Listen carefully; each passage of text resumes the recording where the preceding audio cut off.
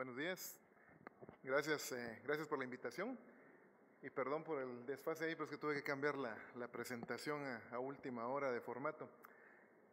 Pues bueno, las pláticas que acaban ustedes de escuchar, si ustedes se han dado cuenta, se han basado principalmente en lo que debemos hacer para reducir el riesgo cardiovascular de los pacientes que nosotros vemos en la clínica. Sin embargo, eso no siempre funciona, ¿verdad? Entonces a mí me toca hablar de lo que hacemos cuando lo que ustedes hicieron para prevenir no funcionó o cuando el paciente no hizo caso con lo que tenía que hacer. Entonces, vamos a hablar del infarto del síndromes coronarios agudos con elevación del segmento ST. El nombre común y corriente es infarto con elevación del ST. Y esta es la patología en la que generalmente pensamos cuando la gente habla de un infarto, ¿verdad? Cuando la gente habla de un infarto, generalmente está pensando en un infarto con elevación del segmento ST. Hay que recordar algunas cosas importantes. Digamos, los síndromes coronarios agudos son una manifestación de enfermedad coronaria que a su vez es una manifestación generalmente de ateroesclerosis.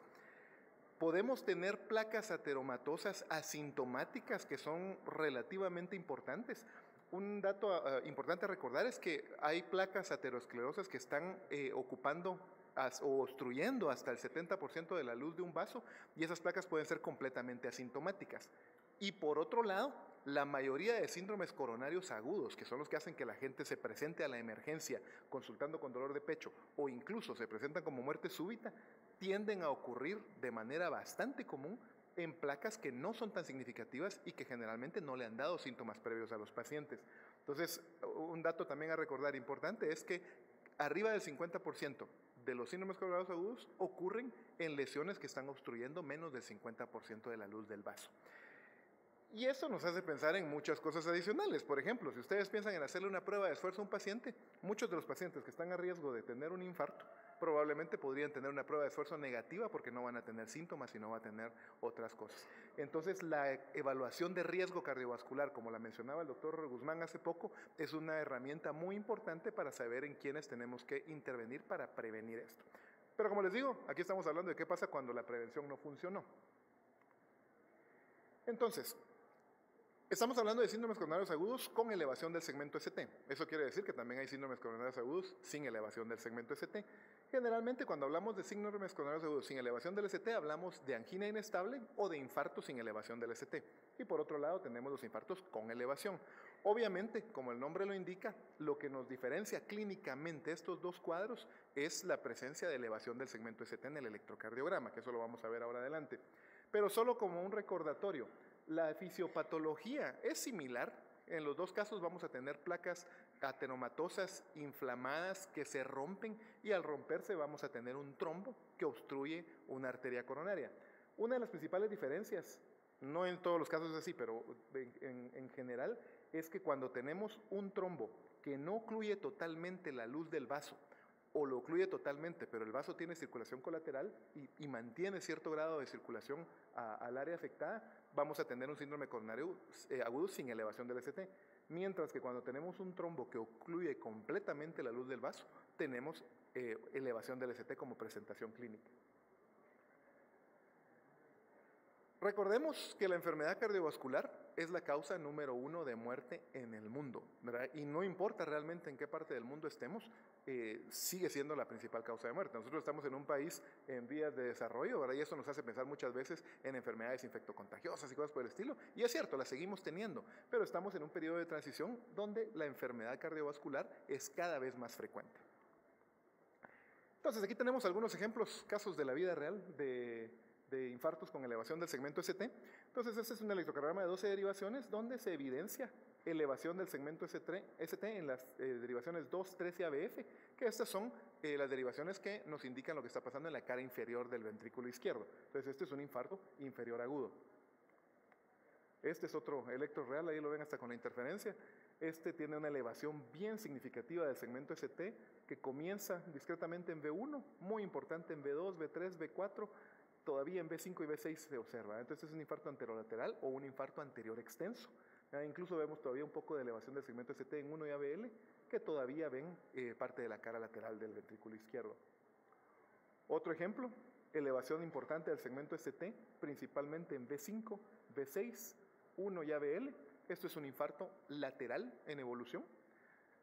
Mencionamos todo esto porque además de que el electrocardiograma nos permite identificar la presencia de elevación del ST que nos dice que el paciente se está infartando, podemos incluso localizar el área infartada y eso nos dice incluso con un buen grado de exactitud cuál es la arteria afectada por el infarto. Entonces, si tenemos la oportunidad de hacerle un cateterismo cardíaco al paciente que se está presentando, generalmente ya sabemos cuál es la arteria que tenemos que ir a tratar de abrir, ¿verdad? Y este es un electrocardiograma muy interesante. Este es un infarto agudo con elevación del ST en un paciente que tiene un bloqueo de rama izquierda. Que si ustedes recuerdan de sus clases de electrocardiograma, el bloqueo de rama izquierda típicamente se dice que cuando hay un bloqueo de rama izquierda no podemos diagnosticar un infarto con elevación del ST, cosa que no es totalmente cierta. Hay algunos criterios para diagnosticarlo y en este caso vemos algunos datos que nos hacen tener con bastante certeza que el paciente tiene un infarto con elevación del ST. Pero bueno, estos son algunas cosas simplemente para que recordemos qué es lo que vamos a ver en el electrocardiograma al momento que el paciente se presenta. El reconocimiento, digamos, ahorita vamos a hablar de qué vamos a hacer con estos pacientes. El reconocimiento del infarto con elevación del ST es de vital importancia para el tratamiento del paciente. No es que haya infartos buenos e infartos malos, o infartos que sean peores o infartos que sean mejores, pero el infarto con elevación del ST tiene la característica de que cada minuto que pasa, el paciente está perdiendo músculo cardíaco. Y cuanto más tardemos nosotros en reconocer y tratar al paciente, ese paciente va a tener más pérdida de función cardíaca y eso va a empeorar su pronóstico a largo plazo y su calidad de vida si es que siquiera logramos sacarlo adelante. Entonces el reconocimiento es vital. Y por eso es que un paciente que se presenta con dolor de pecho nunca debemos subestimarlo, ¿verdad? El paciente que tiene dolor de pecho, sí, a lo mejor son las penas, a lo mejor está ansioso, pero siempre tenemos que sospechar y hacer un electro. Si el electro está normal, o por lo menos no tiene elevación del segmento ST, eso ya nos da un poquito más de tiempo y de tranquilidad para hacer el diagnóstico, pero si tenemos elevación del ST tenemos que tomar decisiones rápidas y por eso no podemos dejar el electrocardiograma de última hora. ¿Cómo diagnosticamos entonces? Obviamente, como el nombre lo dice, elevación del segmento ST, que debería estar en 2 derivaciones contiguas al menos. Cuando decimos contiguas nos referimos no necesariamente al espacio físico en el papel del electrocardiograma, sino a contiguas en cuanto a la región del miocardio que vemos. Por ejemplo, 2, 3 y ABF ven la cara inferior, 1 y 2 ven el septo, 3 y 4 ven cara anterior, a grosso modo, B5 y B6 ven cara lateral, ABR no mira ninguna de las caras. Otra cosa muy importante que deben recordar es que la troponina, que es la enzima cardíaca por excelencia, puede estar normal al momento del ingreso del paciente, porque los pacientes generalmente, aunque no siempre, desgraciadamente, consultan de manera relativamente rápida al hospital cuando tienen un infarto y tienen dolor precordial. Entonces no podemos y no debemos esperar el resultado de una troponina para tomar decisiones con respecto a qué vamos a hacer con ese paciente. Si tenemos, como les digo, elevación del ST en el electro, que lo deberíamos obtener de manera inmediata, tenemos que tomar ya las decisiones de cómo vamos a tratar al paciente sin esperar las enzimas cardíacas. ¿Por qué? Porque las enzimas cardíacas pueden tardar 3, 4 horas en mostrar una elevación significativa que ya nos haga sospechar o que nos confirme que el paciente se está infartando. Entonces, ¿qué vamos a hacer para manejar estos pacientes? Como en cualquier paciente con una enfermedad grave, evaluamos su estado hemodinámico, tratamos de corregirlo de manera rápida. El alivio del dolor es importante. Generalmente, aunque no siempre, el paciente va a estar consultando precisamente por dolor precordial. Entonces, alivio del dolor isquémico con nitratos, cuando los nitratos no son suficientes, la utilización de morfina puede ser algo que al paciente le va a beneficiar para el alivio del dolor. Eso es importante. Oxígeno. El oxígeno lo utilizamos solo en pacientes que muestran una disminución del nivel de oxígeno en sangre, una saturación de oxígeno menor de 90% es indicación de oxígeno. Lo menciono de manera particular porque en la mayoría de centros hospitalarios existe un reflejo, que el paciente entra con dolor de pecho y ahí va la cánula vinasal y realmente esto no hay evidencia de que esto funcione. De hecho, hay evidencia de que el paciente que no está hipóxico y le ponemos oxígeno, su pronóstico puede ser un poco peor que el paciente que no se usa oxígeno. Ahora, si el paciente está hipóxico, completamente de acuerdo, tratamos de corregir la hipoxia. El centro del tratamiento del infarto con elevación del segmento ST va a ser la reperfusión y vamos a hablar ahora de la reperfusión, de las principales 2 maneras que podemos intervenir al paciente para reperfundirlo. La terapia antitrombótica es importante, también vamos a hablar de esto con más detenimiento. Y por último vamos a hablar un poquito de algunas drogas que podemos utilizar para mejorar el pronóstico del paciente a largo plazo, aunque no vayan a cambiar mucho en el momento agudo. Esto ni nos vamos a molestar en leerlo, eso es solo para hacerles un pequeño resumen, eso lo van a encontrar al final. Tengo las bibliografías de las principales guías principalmente las norteamericanas y las europeas, de manejo de los síndromes coronarios agudos.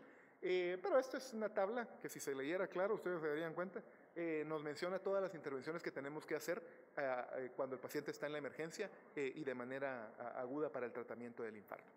Como les mencionaba, tenemos dos estrategias principales para reperfundir al paciente. Hablábamos de que cada minuto que pasa el paciente está perdiendo músculo cardíaco y por eso tenemos que tomar una decisión rápida no sobre si lo vamos a reperfundir, sino sobre qué método vamos a usar para reperfundirlo. Entonces tenemos principalmente dos estrategias. Una es la trombolisis, que yo creo que la mayoría de ustedes habrán visto trombolisis cuando hicieron rotaciones en los hospitales públicos, ¿verdad? Y la otra es la angioplastía primaria, que la angioplastía primaria tiene la limitante de que no está disponible en muchos hospitales, ¿verdad? De hecho, en los hospitales públicos en Guatemala incluso no la tenemos disponible, ¿verdad? Si el paciente tiene, por ejemplo, en el Hospital Roosevelt, que tenemos la oportunidad de tener un ICAR de vecinos, si el paciente cae en horas de la mañana cuando nosotros estamos ahí y si tenemos suerte que hay una sala disponible, pues tenemos la oportunidad de hacer una angioplastía primaria. Pero en la mayoría de pacientes, en los hospitales públicos donde tenemos algún recurso, lo que vamos a tener que optar es por hacerle una trombolisis. Si tuviéramos las condiciones ideales y tenemos cómo escoger qué es lo que vamos a hacer con el paciente, lo ideal sería hacer una angioplastía primaria. ¿Por qué? Porque es más eficaz, ¿verdad? Con la angioplastía primaria tenemos la oportunidad de ver directamente la anatomía del paciente, ver dónde está la oclusión coronaria, podemos destaparlo y ver directamente el resultado de nuestra intervención y vamos a hablar un poquito de exactamente por qué es que eso mejora. Entonces, si el paciente se presenta con síntomas isquémicos de menos de 12 horas, el paciente debería ir a angioplastía primaria como primera elección, ¿verdad? Si tiene contraindicaciones para terapia fibrinolítica, podríamos también optar por la angioplastía primaria, aunque la angioplastía primaria lleve un poco más de tiempo de lo que uno quisiera, que ahora vamos a ver cuánto es lo que uno quisiera si tenemos la oportunidad de escoger. Si el paciente está en choque cardiogénico, las 12 horas desaparecen como criterio. El paciente en cualquier momento, si tiene un infarto con elevación del ST y está en choque cardiogénico, ese paciente es un candidato para una angioplastía, aunque el tiempo haya excedido ya las 12 horas. Si tenemos todavía evidencia de isquemia después de 12 horas hasta 24 horas, de isquemia que persiste, ¿verdad? El paciente todavía continúa con dolor precordial, por ejemplo, ese paciente todavía podría ser candidato para una trombolisis. Y ahora, todavía en las guías actuales eso está cambiando y aquí estamos basándonos en las guías norteamericanas. Todavía abrir una arteria que no es la responsable del infarto generalmente se ha considerado como una contraindicación, como algo que no deberíamos hacer. Sin embargo, como vamos a ver al final, los europeos ahora ya comienzan a tomar como una cosa a hacer, destapar la arteria infartada, y si tienen otra lesión también se la destapamos en el mismo procedimiento. Entonces estas son cosas que van evolucionando con el tiempo. Si tenemos a un paciente que nos vamos a tardar más de 2 horas en poder darle como oportunidad hacerle una angioplastía primaria, entonces, aunque podamos trasladar a ese paciente a un centro donde se la puedan hacer, si sabemos que el tiempo que va a tardar en tener una angioplastía es más de 2 horas, lo trombolizamos. Y la razón es, porque como mencionábamos, cada minuto que pasa el paciente está perdiendo músculo cardíaco. Entonces, si sabemos que nos vamos a tardar demasiado, le damos la terapia que, aunque no es la más eficaz, tiene un buen chance de rescatar músculo cardíaco y mejorar el pronóstico del paciente. Igualmente, si han pasado más de 12 horas y tenemos un área de miocardio extensa en riesgo, pues podemos considerar todavía después de 12 horas la trombolisis. Entonces, hasta 24 horas es una consideración. Si es un infarto sin elevación del segmento ST o lo que tenemos es depresión del ST, eso no es indicación de trombolisis. La única indicación de trombolisis es un infarto con elevación del segmento ST.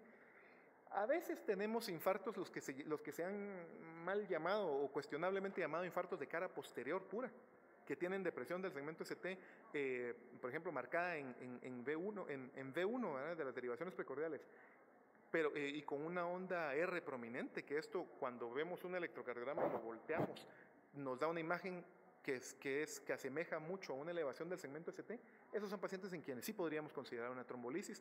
No es lo más frecuente, ¿verdad? Y generalmente sus pacientes también van a estar acompañados de elevación del segmento ST en la cara inferior, por ejemplo, y eso nos facilitaría un poquito la existencia. Pero la indicación franca es elevación del segmento ST.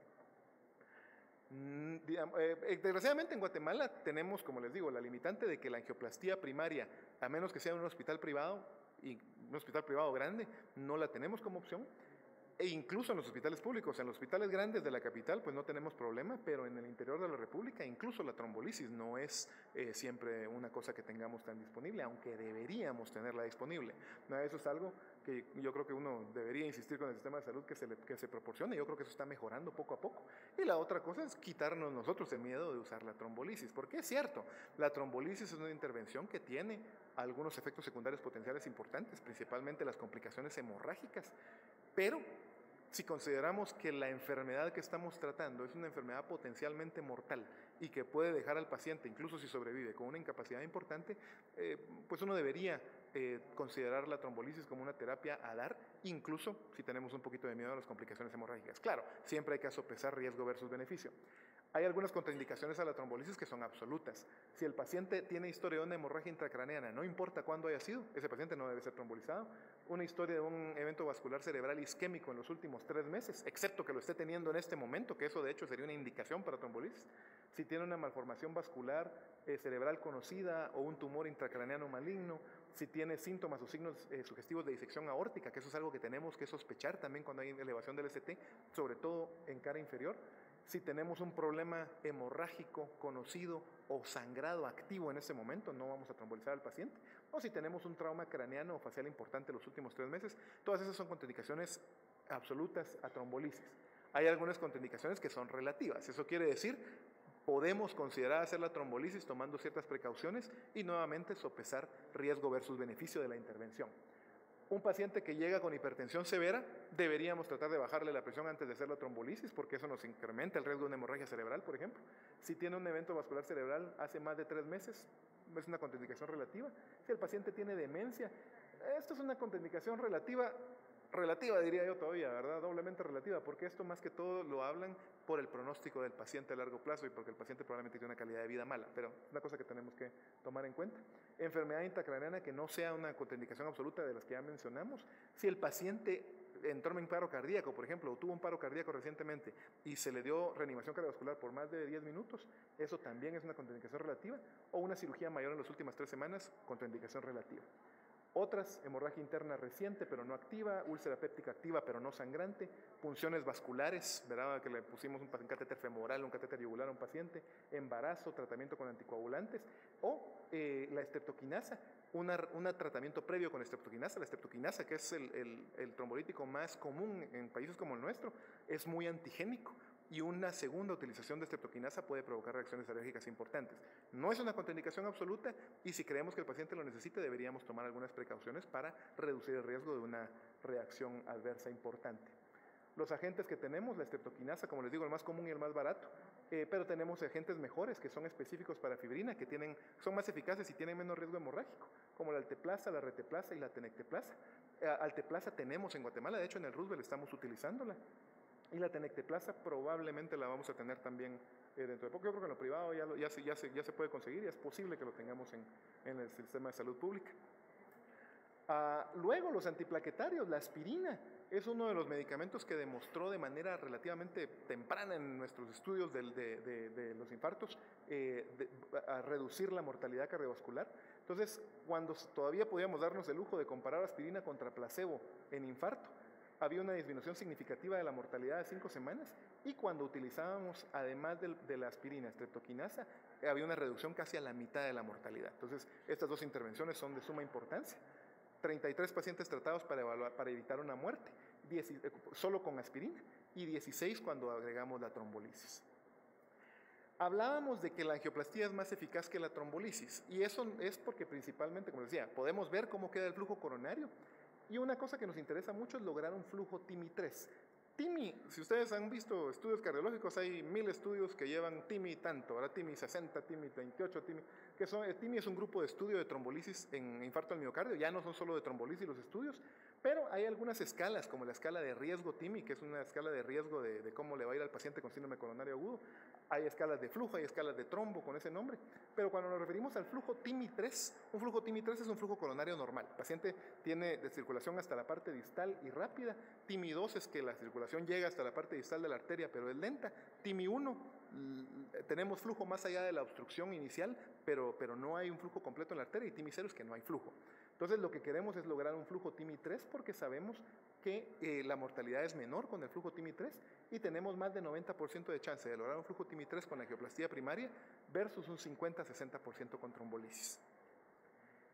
Esto es una gráfica que nos muestra a mejor flujo TIMI, menor mortalidad a 30 días, casi la mitad de mortalidad en flujo TIMI-3 versus TIMI-1. Aquí este es un ejemplo de un infarto anterior extenso, ¿verdad? Tenemos una elevación del segmento ST desde B1 casi hasta B6 y aquí podemos ver lo que hacemos en una angioplastía. Esta es una coronariografía, esto es una vista oblicua anterior izquierda, este es el tronco común de la coronaria izquierda, aquí deberíamos ver la arteria descendente anterior, pero está ocluida totalmente en su parte proximal y esta es la arteria circunfleja. Entonces ahí lo que hacemos es introducir una guía, dilatar con un balón y colocar un stent, y el resultado después del stent es el flujo completamente recuperado en la arteria descendente anterior, y eso pues le va a mejorar significativamente el pronóstico al paciente. Anticoagulantes, ya se me pasó el tiempo, entonces vamos a hablar rapidito. Podemos usar heparina, enoxaparina o fondaparinux para el tratamiento de estos pacientes, ya sea después de la trombolisis. Generalmente hablamos después de la trombolisis. Después de la angioplastía generalmente ya no necesitamos, a menos que tengamos alguna buena razón, presencia de trombos importantes, por ejemplo. El uso de betabloqueadores. Los betabloqueadores demostraron beneficio en mortalidad en pacientes infartados, incluso antes que la aspirina, ¿verdad? Comenzando por el propranolol, que es un medicamento que ya casi no usamos en cardiología. El metoprolol tuvo resultados similares y sin aumentar significativamente el riesgo de que el paciente se choque. Todos los pacientes infartados que no tengan contraindicación, que no estén en falla cardíaca, que no sean asmáticos, que no estén hipotensos, todos esos pacientes deberían recibir un betabloqueador oral temprano en la hospitalización y continuarlo de manera indefinida. Hay otros antiplaquetarios, ya hablamos de la aspirina, tenemos el clopidogrel y tenemos más recientemente el prasugrel y el ticagrelor como antiplaquetarios orales que son más eficaces, y los inhibidores de glicoproteína 2B3A que los utilizamos de manera intravenosa, aunque su uso se ha reducido significativamente en buena parte por la efectividad alta que tienen los antiplaquetarios orales que usamos en la actualidad. Entonces el clopidogrel post-trombolisis tiene algunos estudios que apoyan su uso. Tanto en pacientes a quienes les hacemos trombolisis. En este estudio, este es un estudio norteamericano, en que la mayoría de pacientes iban después de la trombolisis a cateterismo de todos modos, cosa que en Guatemala no ocurre tan frecuentemente como uno quisiera. Y este es un estudio chino, con una población más similar a la nuestra, en donde se usó trombolisis y en algunos pacientes no. La reducción de riesgo es menor, pero sigue siendo estadísticamente significativa. Si después de una trombolisis tratamos a un paciente con aspirina y clopidogrel, necesitamos tratar a 166 pacientes con clopidogrel para evitar una muerte.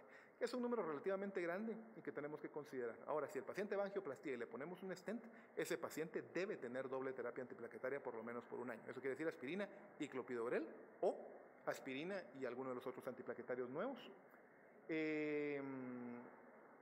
Hay un poco más de beneficio cuando tomamos en cuenta no solo muerte, sino reinfarto o evento vascular cerebral a 16 días de la presentación inicial. Estos son gráficas que muestran el beneficio de los antiplaquetarios más nuevos, prasugrel y ticagrelor, sobre el clopidogrel. Eso quiere decir, ya sabemos que tenemos que darle al paciente estos son pacientes que tienen aspirina y tratamiento médico óptimo, pero si en lugar de darles clopidogrel les damos prasugrel o ticagrelor, el beneficio es aún mayor que cuando les damos aspirina y clopidogrel. Entonces, las recomendaciones actuales, las guías americanas nos dicen que a todo paciente trombolizado deberíamos darle doble terapia antiplaquetaria con aspirina y clopidogrel después del evento, por lo menos durante un año. Los otros antiplaquetarios no están estudiados después de trombolisis todavía. Ahora, si el paciente fue a angioplastía, podemos usar, y tiene un stent, podemos usar aspirina y clopidogrel, prasugrel o ticagrelor, cualquiera de los tres, tomando en cuenta que el prasugrel y el ticagrelor son más eficaces que el clopidogrel, aunque también con un poco de riesgo de sangrado mayor que el clopidogrel. Otras medidas, inhibidores de ECA deberíamos considerarlos en todo paciente que no consideremos de bajo riesgo. Pues si el paciente es diabético, si es hipertenso y todo, el paciente debería tener un YECA o un ARA2, ¿verdad? En los pacientes que no toleren YECAs. Estatinas, vamos a ver ahora, todo paciente, ya les mencionó el doctor Guzmán todo el beneficio que nos dan las estatinas en prevención, ¿verdad? Incluso en pacientes con colesterol normal. Si el paciente tuvo un infarto, ni siquiera me preocupa cómo está el colesterol, ese paciente necesita una estatina a dosis alta. Claro, siempre queremos ver el perfil de lípidos inicial y saber cómo evoluciona el paciente, pero todo paciente infartado debería tener una estatina a menos que tenga algún problema con la misma. Calcio antagonistas en pacientes que no toleren betabloqueadores o que tengan una contraindicación, y los antagonistas de aldosterona también deberíamos considerarlos posinfarto. Las estatinas, ese es un estudio de los iniciales que mostró beneficio de estatinas, es el estudio CARE, que se comparó pravastatina con placebo y hubo una reducción significativa del riesgo de muerte coronaria o infarto. Necesitábamos tratar 33 pacientes con una estatina para evitar un infarto o una muerte. Y el estudio, ese es el estudio PROVE-IT, que acabamos de ver lo que pasaba con la pravastatina. Si comparamos atorvastatina dosis alta versus pravastatina, la atorvastatina dosis alta, 80 miligramos, fue aún más eficaz que la pravastatina para la reducción de riesgo cardiovascular, y es lo que está recomendado actualmente, ¿verdad? Estatinas a dosis altas, ¿verdad? Que son de alta eficacia para prevención. Estos son los dos principales sets de guías que usamos actualmente. Hay más, ¿verdad? Pero los que más usamos probablemente nosotros en Guatemala, las guías norteamericanas, ¿verdad? Del ACC y del AJA, que son del 2013, que aún no han salido las nuevas. Y acaban de salir las guías europeas del 2017 también para el tratamiento del infarto. Realmente no hay diferencias muy significativas entre las dos. Las guías europeas básicamente hablan ahora más de usar acceso radial para las angioplastías cuando sea posible en vez de femoral, porque los pacientes tienen menos complicaciones con el acceso radial. Usar más stents medicados que stents de metal simple, que antes se decía que los stents medicados tenían algunos problemas en infarto y que esos han ido desapareciendo con las generaciones más nuevas de stents. Revascularización completa cuando sea posible, mientras que antes se recomendaba solo la arteria infartada, de revascularizarla en el momento de la angioplastía. Aspiración de trombo no sirve para nada.